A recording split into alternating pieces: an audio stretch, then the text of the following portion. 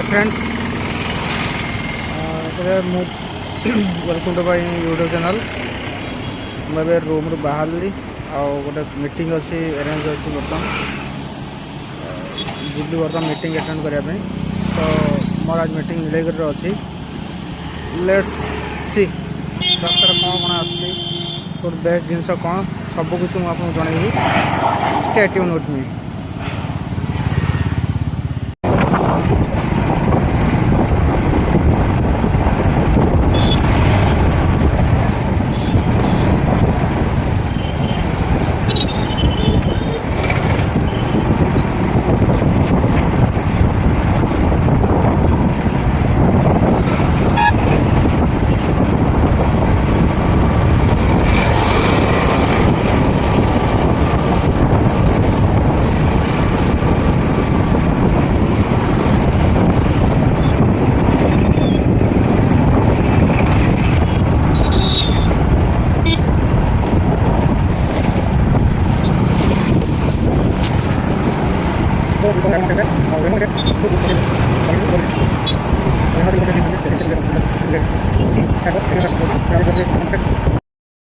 एबे मु आसी पहुँचे बालगोपालपुर पाखरे।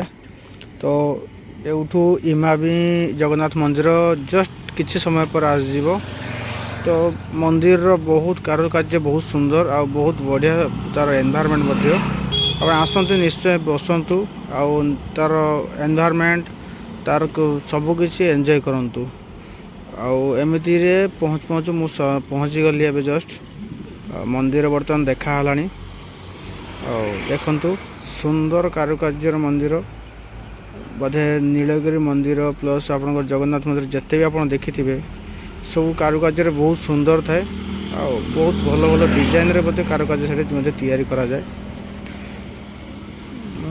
जस्ट आम पहुँची जीवु एमती आम पहुँच पहुँचू आसी पहुँच जाइलु इमामी जगन्नाथ मंदिर जोटा कि बहुत पुराना मंदिर सुंदर कारुकार्य तार अच्छी। मुझे पहुँची गली जगन्नाथ मंदिर पाखरे बर्तमान इमामी जगन्नाथ मंदिर पाखरे बर्तमान ये छिड़ा हवा मंदिर को मत देखा कहीं मोर बर्तमान ऑफिस रे गोटे मीटिंग अटेंड जो थी बाहरी बर्तमान तो भीतर को मुझे जावाई चाहूनी बर्तमान। तो नेक्स्ट केतबे जो फ्री रहा आसवा मुझे पहुँच जाइए इमामी जगन्नाथ मंदिर पाखरे। बर्तमान जगन्नाथ मंदिर सामने अच्छी आम भीतर को जीवा ना कहीं मोर गोटे मीटिंग अच्छी जोटा कि टाइम अलरेडी होगानी। तो आम नेक्स्ट टाइम केतबे मंदिर भीतर प्रवेश करवा मंदिर कारुकार्य सब कुछ देखा।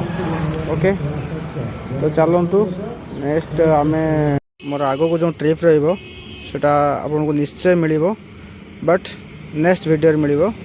तो स्टे ट्यून्ड विथ मी।